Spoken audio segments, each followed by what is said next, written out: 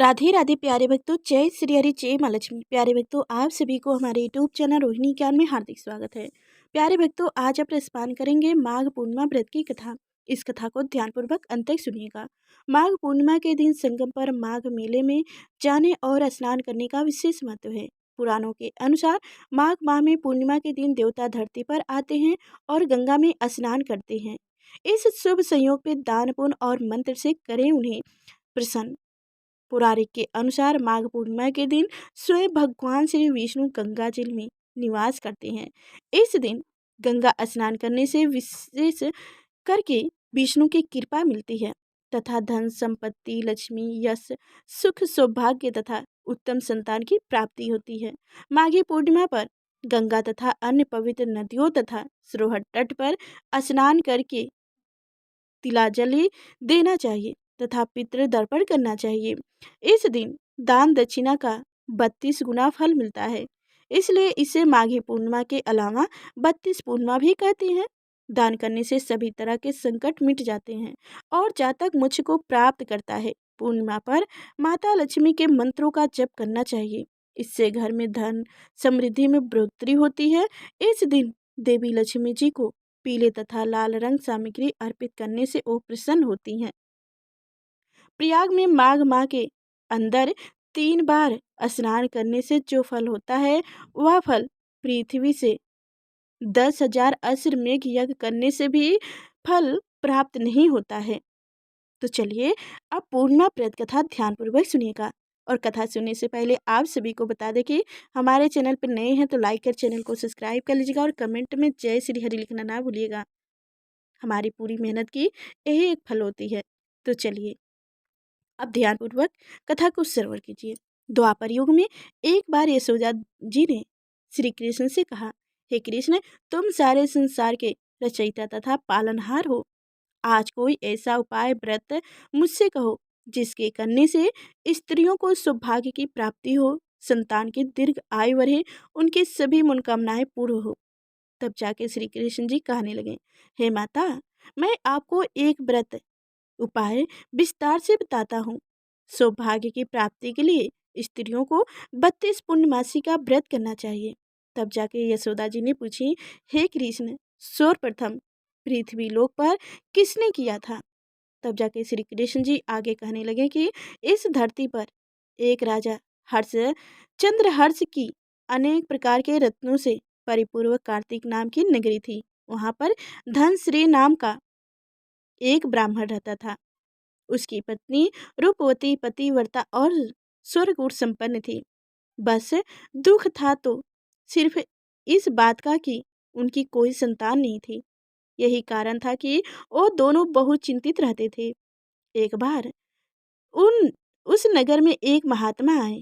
वो नगर के सभी लोगों से दान लेते थे, लेकिन धनश्री की पत्नी जब भी उन्हें दान देने जाती तो वो उन्हें लेने से मना कर देते थे। एक दिन धनश्री ने उस महात्मा के पास जाकर पूछे, हे महात्मा, आप नगर के सभी लोगों से दान लेते हैं, लेकिन मेरी पत्नी के हाथ का दान क्यों नहीं स्वीकार करते? हमसे अगर कोई भूल हुई हो तो आप ब्राह्मण हम ब्राह्मण दंपति आपसे क्षमा याचना करते हैं। महात्मा बोले, नहीं विप्र, तुम तो बहुत ही विनम्र और हमेशा आदर सत्कार करने वाले ब्राह्मण हो। तुमसे भूल तो कदापि नहीं हो सकती। महात्मा की बात सुनकर धनश्री हाथ जोड़कर बोले, हे मुनिवर, फिर आखिर क्या कारण है? कृपया हमें इससे अग्रस्त कराइए। इस पर महात्मा बोले, हे विप्र, तुम्हारे कोई संतान नहीं है और जो दंपति निसंतान हो उनके हाथ से भिक्षा लेने अधर्म या पाप के हाथ से भिक्षा गृहस्थ करने के समान है। तुम्हारे द्वार दिए गए दान तुम्हारे द्वारा दिए गए दान लेने के कारण मेरा पतित हो जाएगा। बस यही कारण है कि मैं तुम दाम्पत्य से दान स्वीकार नहीं करता हूँ। महात्मा के ये वचन सुनकर धनश्री उनके चरणों में गिर पड़े और विनती करते हुए बोले, हे महात्मा, संतान न होने से ही तो हम पति पत्नी के जीवन की सबसे बड़ी निराशा है। यदि संतान प्राप्ति का कोई उपाय हो तो बताने की कृपा करें मुनिवर। तब जाके ब्राह्मण का दुख देखकर महात्मा बोले, हे विप्र, तुम्हारे इस कष्ट का एक निवारण अवश्य है। तुम 16 दिन तक श्रद्धापूर्वक काली माता की पूजा करो, माँ प्रसन्न होंगी तो उनकी कृपा से अवश्य तुम्हें रत्न पुत्र की प्राप्ति होगी। इतना सुनकर धनश्री बहुत खुश हुए। उनके कृत ज्ञान पूर्वक महात्मा का आभार प्रकट किए और घर आकर पत्नी को सारी बात बताई। पति पत्नी को महात्मा के द्वारा बताए गए उपाय से आशा की एक किरण दिखाई दी और धनश्री माँ काली की उपासना के लिए वन चले गए। ब्राह्मण ने पूरे 16 दिन तक काली माता की पूजा की और उपवास रखा। उसकी भक्ति देखकर और विनती सुनकर माँ ब्राह्मण के सपने में आई और बोली, हे धनश्री, तू निराश मत हो। मैं तुझे संतान के रूप में पुत्र रतन की प्राप्ति का वरदान देती हूँ, लेकिन 16 वर्ष की अल्पायु में ही तेरे पुत्र की मृत्यु हो जाएगी। काली माता ने कहा, यदि तुम पति पत्नी विधि पूर्वक 32 पूर्णिमासी का व्रत करो तो तुम्हारी संतान दीर्घ आयु हो जाएगी। प्राप्त काल जब तुम उठोगे तो तुम्हें यहाँ आम का एक वृक्ष दिखाई देगा। उस वृक्ष से एक फल तोड़ना और ले जाकर अपनी पत्नी को खिला देना। शिव जी की कृपा से तुम्हारी पत्नी गर्भवती हो जाएगी। इतना कहकर माता अंतर ध्यान हो गई। प्राप्त काल जब धनश्री उठा तो उसे आम का वृक्ष दिखा जिस पर बहुत सी सुंदर फल लगे थे। वो काली माँ के कहे अनुसार फल तोड़ने के लिए वृक्ष पर चढ़ने लगा। उसने कई बार प्रयास किया लेकिन फिर भी फल तोड़ने में असफल रहा। तभी उसने विनय विनयहर्ता भगवान गणेश का सुमिरन किया और गणपति की कृपा से इस बार वो वृक्ष पर चढ़कर फल तोड़ लिया। धनश्री ने अपनी पत्नी को वो फल दिया जिससे खाकर वो कुछ समय बाद गर्भवती हो गई। दाम्पत्य काली माँ के निर्देश के अनुसार हर पूर्णिमा पर दीप जलाते रहे। कुछ दिन बाद भगवान शिव की कृपा से वह ब्राह्मण की पत्नी ने एक सुंदर बेटे को जन्म दिया जिसका नाम उन्होंने देवीदास रखा। जब पुत्र 16 वर्ष का होने को हुआ तो माता पिता को चिंता होने लगी कि इस वर्ष इनकी मृत्यु निश्चित है। दाम्पत्य ने देवीदास के मामा को बुलाया और कहा, तुम देवीदास को विद्या अध्याय के लिए काशी ले जाओ और 1 वर्ष बाद वापस आना। दाम्पत्य पूरी आस्था के साथ पूर्णिमासी का व्रत कर पुत्र के दीर्घ आयु होने की कामना करते रहे। इधर काशी प्रस्थान के बाद मामा भांजे एक गांव से गुजर रहे थे। वहां एक कन्या का विवाह हो रहा था, परंतु विवाह होने से पूर्व ही उस वर अंधा हो गया। तभी वर के पिता ने देवीदास को देखा और मामा से कहा, तुम अपना भांजे कुछ समय के लिए हमें दे दो, विवाह संपन्न हो जाए उसके बाद ले जाना। ये सुनकर मामा ने कहा, यदि मेरा भांजे ये विवाह करेगा तो कन्यादान में मिले धन आदि पर हमारा अधिकार होगा। वर के पिता ने मामा की बात स्वीकार कर ली और देवीदास के साथ कन्या का विवाह संपन्न हो गया।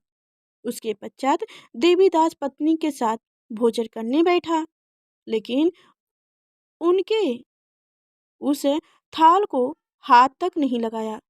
ये देखकर पत्नी बोली, स्वामी, आप भोजन क्यों नहीं कर रहे हो? आपके चेहरे पर ये उदासी कैसी?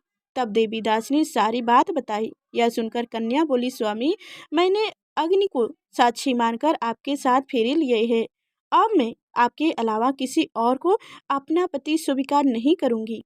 पत्नी की बात सुनकर देवीदास ने कहा, ऐसा मत कहो, मैं अल्पायु हूँ। कुछ ही दिन में 16 वर्ष की आयु होते ही मेरी मृत्यु निश्चित है। लेकिन पत्नी ने कहा, जो भी इसके भाग्य में लिखा है वो उसे स्वीकार है। देवीदास के बहुत कहने पर भी जब वो नहीं मानी तो देवीदास ने उसे एक अंगूठी दी और कहा, मैं विद्या अध्याय के लिए काशी जा रहा हूँ, लेकिन तुम मेरे जीवन मरण के बारे में जानने के लिए एक पुष्प वाटिका तैयार करो, जिसमें भली भांत के पुष्प लगाओ और उन्हें जल से सींचती रहो। यदि वाटिका हरी भरी रहे तो पुष्प खिले तो समझना कि मैं जीवित हूँ, और जब वो वाटिका सूख जाए तो मान लेना कि मेरी मृत्यु हो चुकी है। इतना कहकर देवीदास काशी चला गया। प्राप्त काल जब कन्या ने दूसरे वर को देखा तो बोली, ये मेरा पति नहीं है, मेरा पति काशी पढ़ने गया है। यदि इसके साथ मेरा विवाह हुआ है तो बताए कि रात्रि में मेरे और इसके बीच क्या बातें हुई थी और इसने मुझे क्या दिया था। ये सुनकर वो वर बोला, मुझे कुछ नहीं पता, और पिता पुत्र लज्जित होकर चले गए। उधर एक दिन पश्चात एक सर्प देवीदास को डसने के लिए आया, लेकिन उनके माता पिता द्वारा किए जाने वाले पूर्णिमा व्रत के प्रभाव के कारण वो उसे डस नहीं पाए। तत्पश्चात काल स्वयं वहां आए और उनके शरीर से प्राण निकल गए। देवीदास मूर्छित होकर गिर पड़े।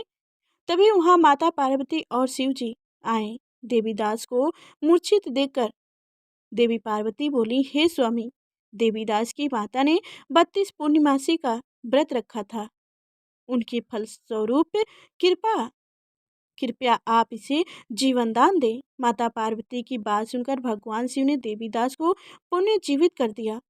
इधर देवीदास की पत्नी ने देखा कि पुष्प वाटिका में एक भी फूल नहीं रहा।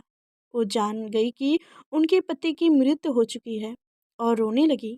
तभी उसने देखा कि वाटिका पूर्ण हरी भरी हो गई है। ये देखकर वो बहुत प्रसन्न हुई।